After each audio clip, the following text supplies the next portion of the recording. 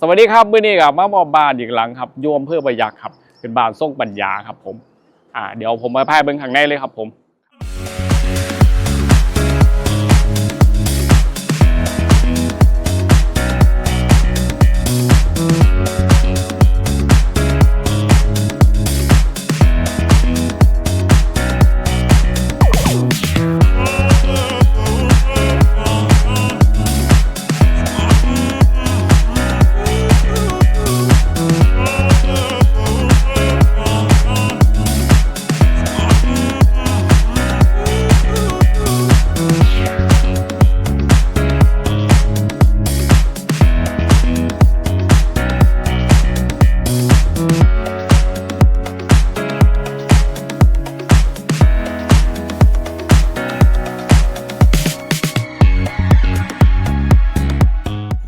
นี่เป็นส่วนของหน้าบ้านครับผมหน้าบ้านกับมีการตกแต่งในแบบนี้เลยครับผมนี่ครับเป็นบ้านทรงปัญญาเนาะขนาด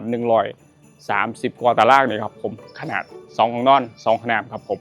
ก็เป็นบ้านบ่อครัวเนาะครับผมนี่ครับหน้าบ้านในการตกแต่งแบบนี้เลยครับอันนี้เป็นบันไดขึ้นด้านข้างนะปกติด้านหน้านะเป็นเอาด้านข้างครับผมนี่ครับด้านข้างมีการตกแต่งแบบนี้ครับบันได5 ขั้นครับสูงประมาณ1 เมตรครับผมนี่บันไดนี่ครับประมาณ2.50 เมตรเนาะครับผมกระเบื้องก็เป็นสีเทาเข้มครับผมอันนี้เป็นเหล้าครับผมอันนี้ก็เป็นเหล้าลูกกงนะครับนี่ครับอันนี้ไว้ตั้งนั่งตั้งโต๊ะตั้งยังได้สบายเลยครับผมนี่ครับผมฝ้าก็เป็นฝ้าแบบนี้เลยครับผมนี่ครับเป็นไม้ฝ้าครับผมนี่เป็นโซนของระเบียงเราเนี่ยครับข้างในเป็นของโถงครับนี่ประตูอลูมิเนียมครับนี่ครับอลูมิเนียมครับลายใหม่เนาะครับผมบานเลื่อนเนาะเขาไม่เป็นห้องโถงครับซึ่งเพิ่นเอาแค่2 ห้องนอนปกติมันเป็น3 ห้องนอนครับ8 บานครับผม2 ห้องนอน2 น้ำครับเดี๋ยวพาเบิ้งของนอนของแรกฟังนี่เนาะผมครับผมของนอนของแรกประมาณนี้เลยครับ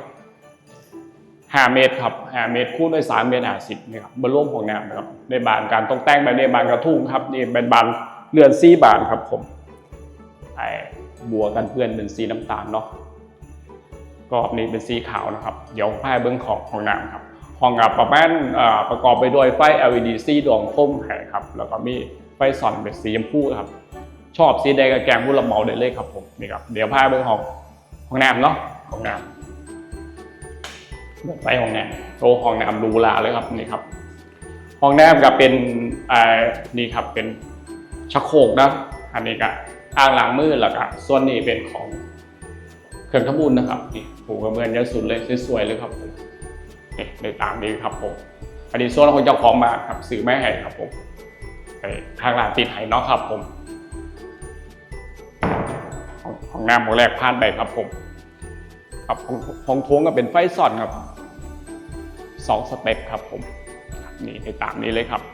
อันนี้ก็เบาไม่ดีเป็นส่วนของนอนอีกของหนึ่งครับผมไฟส่องปากดีๆให้เนาะอันนี้เป็นบานเลื่อนนะครับมุมนี้ครับผมพื้นที่ก็130 กว่าตารางนี่ครับบ้านครับผมของนอนห้องที่2ขนาด3.5 คูณ3.50 ครับเป็นบานกระทุ่งใหม่6 บาทเนาะฝั่งบานฝั่งนี้แล้วก็บานนี้นะครับเป็นของมิซูครับเพิ่นก็ซื้อกับผู้รับเหมาเองครับผมครับ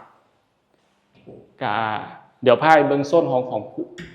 ครัวครับเพิ่นมีของครัวครับของพออยู่โซนฝั่งนี้ครับของนอนฝั่งนั้นมี2 นอนครับปกติเป็นบ้านเป็น3 ห้องนอนครับ2 ห้องน้ำครับแต่ว่าเพิ่นเอาแค่2 ห้องนอนครับ2 ห้องน้ำแล้วก็มีครัวครับโซนนี้ครับผมครับครัวกับประมาณนี้เลยครับผมนี่ในตามนี้เลยครับสิ่งก็เป็นตัว L เนาะก็มีแนวดูดควันหูดูดควันครับผมสิ่งตัว L นะครับฝั่งนี้ก็เป็นบานเลื่อนครับปูกระเบื้องจังสุดเลยครับนี่ครับนี่ครับนี่ครับห้องน้ำโซนของครัวครับมีห้องน้ำอยู่นี่ครับของหนึ่งเนาะถ้าเบิ้งห้องน้ำครับผมห้องน้ำในโซนของครัวก็ได้การตกแต่งแบบนี้เลยครับปูกระเบื้องเยอะสุดครับมีที่ใส่สบู่ย่างดีครับผมนี่ครับในตามนี้เลยครับผมนี่คือกระจกครับนี่ก็เป็นซื้อไม่เองครับเนาะครับนี่กับประมาณนี้เลยครับนี่เอาครับผมน้ำอุ่นมีให้ครับผมไอโซนนี่ออกไปหลังบ้านครับนี่โซนหลังบ้านเนาะนี่ครับนี่ อันนี้ออกมานี่ครับเป็นบันไดลงไปทางนี้ครับผมนี่ครับบันไดก็ได้ประมาณนี้เลยครับเป็นเหล้าเหล้าเหรียญเนาะครับผมซึ่งเพิ่นเจ้าของบ้านเพิ่นชอบอยากได้นะนี่เหล้าเหรียญสวยๆครับผม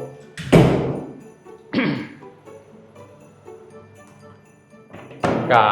ผู้ใดสนใจเรื่องบ้านก็อันดับแรกโทรสอบถามสร้างสมานก่อนเข้ามาหาสำนักงานครับซึ่งสำนักงานก็อยู่อำเภอโกสุมพิสัยจังหวัดสารคามครับซึ่งเข้ากับออกแบบบ้านสร้างบ้านตามงบลูกค้าครับมีงบต่อใดคุยกันได้หมดครับสำหรับสร้างสมานครับผมขอคอยมาหาเราก็มาคุยกันนะครับผมติดตาม Facebook นะครับติดตาม Facebook กับสมานมือสี